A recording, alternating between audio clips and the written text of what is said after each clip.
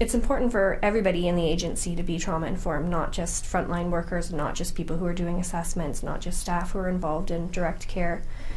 Everyone at this agency needs to be trauma informed because so many of the children here have trauma histories.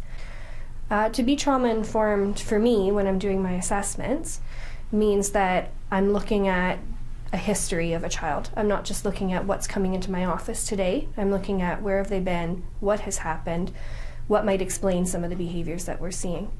So in the past or in other settings where there's not such a focus on trauma, you might see a symptom and think that it means one thing, but when you come from a trauma-informed perspective, you realize that in fact it could actually be related back to early history or to some traumatic experiences. So I think the focus on what's happened instead of what's wrong is really important in the work that I do, because a lot of times people are focusing on symptoms more than anything else. They're focusing on what they see in a child, what the overt behaviors are, and what we need to do about that.